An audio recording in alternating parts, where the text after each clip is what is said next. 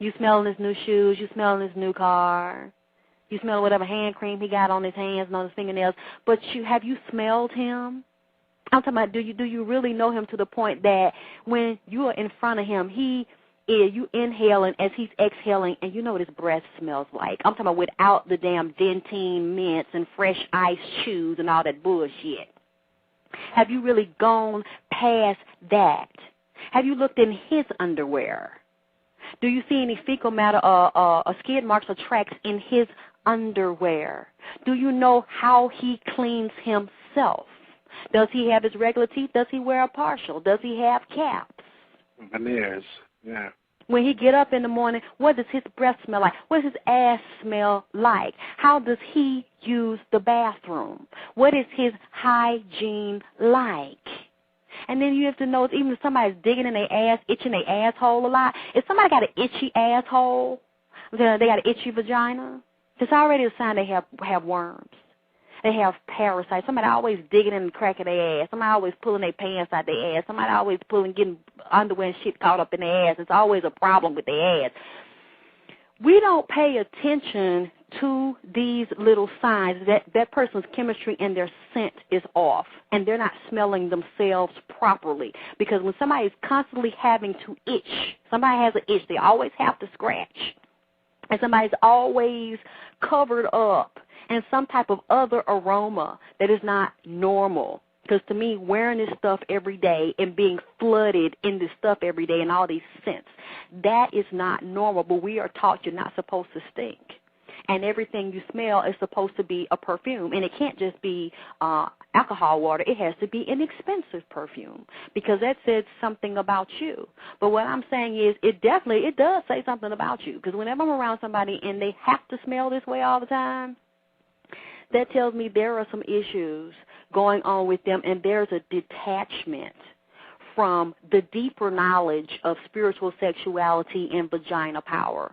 Because when you're in vagina power, you're always checking yourself. And when I say checking yourself, it doesn't mean every hour, every 5 minutes you're running to the bathroom.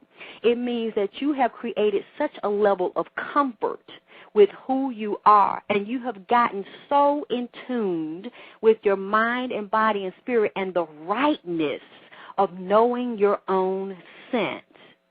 It's very right and it's very normal to smell yourself so that when you're out, you don't have to go to the bathroom to know when something's out of order or when you need a little touch-up, because your body and your intuition will start to give you your hints, and you'll start to smell your own scents. There are many people walking around here, and it's from young girls to grown women. They stink, and they don't even know that they stink. You know, I've had to pull people over to the side, and then plenty of times I'll even smell myself, and it's important to smell yourself. You shouldn't care what people think if they look, and it doesn't really matter because that's your body and that's your hygiene. And if you don't smell yourself and you don't know you stink, and they're going to laugh and talk about you, and most of the time they're not going to tell you that you need to check yourself, that you need to clean yourself. They're going to think it's funny and then ridicule you behind your back. I've even seen women and young girls, they might have white clothes on, yellow clothes on, and be in high school or even at work. Women get their period and start bleeding, and they don't even know that their period is on. They don't even know they're bleeding. Many of our women don't realize that our period is regulated by the moon. It's on a 28-day cycle. But, of course, we're on the Gregorian calendar, and European colonization has basically wiped away a lot of the original knowledge that our ancestors kept about knowing who we are and the cycles of our body. Our cycles of our body move with nature. So we have a 28-day calendar and then a 31-day calendar and then a 30-day calendar.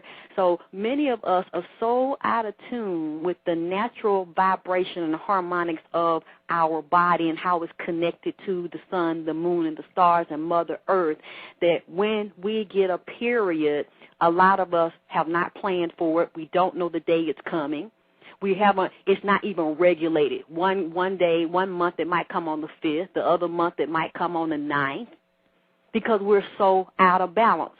So many of us are walking around here, and you actually have to I've had to tell somebody, tap them on the shoulder, and other women or even men have had to tap a woman on the shoulder and say, just don't say nothing, just walk out of the room. And they'll be standing behind them or put a coat or something behind them. They're like, wow, what are you doing? Well, why do I got to leave? What's going on? Why you got the coat on me? And they get them in a private place. Your period just came on. Blood is all over the back of your skirt. Blood is all over your white pants. And they have to be excused and leave. And it's just amazing that you didn't know because you don't know your sense. You had no idea. You didn't listen to your higher self. Your intuition tell you that you're menstruating today. You're going to have a period today, and so you didn't have your wipes, you didn't have your tampons, you didn't have your sanitary napkins, you didn't have your panty shields, you didn't have any of your hygiene products because you didn't smell yourself. And you've been detached from who you are and what you are, and you don't know how you function. So if you don't know how you function, and you don't know what you smell like, you don't know that you're regulated by the moon on a 28-day calendar, and you don't know that if you're not regulated every month and it's on a 28-day calendar that your hormones are out of balance, and you're not putting them back in balance to make sure your period is regulated. And that's a good thing to do. I'm actually taking a tonic, and I get it from the health food store. Many of our women think that it's normal to have a period 1 month and then not have a period another month, and then they're taking a lot of these birth control things that don't work for all of us or cause a lot of havoc in the body. I remember a lot of young girls, especially a lot of young black girls, were getting that depot shot and were getting a patch underneath their skin. It was fucking them up. They were not having a period, or some of them were having a period every now and then that was spotty. And then some of them have found out from those birth control methods that they have taken, they cannot have children because it damaged their ovaries. Now, this was just supposed to be a birth control method, but it ended up fucking them up to the point that some of those black women now are sterile, and there is nothing they can do about it. Some of those birth control pills even cause brain tumors. There was a lady earlier this year, I got an email. She had started taking this birth control pill because she had had 2 children. She was getting ready to I think, work on her master's or go into a doctorate program. So she felt like, okay, I've done the right thing. I'm married. I've had these 2 children. I'm going to take birth control because I want to go ahead and get my education, and got sick out of the blue, started blacked out, went into a coma. They did brain surgery and found out when they opened her brain, this woman had tumors everywhere. And it came from the birth control that she was taking. And when you look at the side effects, it very clearly says on there one of the side effects is tumors, that you could possibly get tumors. So a lot of this stuff was not hidden. But because we're so out of touch with our own vibration and our own scent, and we don't feel the need, we don't see the significance of learning who we are and learning how we function and what to do and what not to do, that we don't learn and we don't read and we don't research things that are put right in our face. No, this is not going to happen to every woman that takes this, but it's a possibility this can happen, and you might be the one. This may be your day to get fucked up by taking this. So we take these chances with our vagina and our reproductive organs. So if you want to balance yourself, you need the right progesterone and estrogen, progesterone and estrogen balances. So I take a progestonic and an estrotonic, and those are broken down each day. So it's like for the first few days, like the first 15 days of the month, you take one of them. I think I take the estrogen for the first 15 days, and then from there to the 30th, I take the progesterone.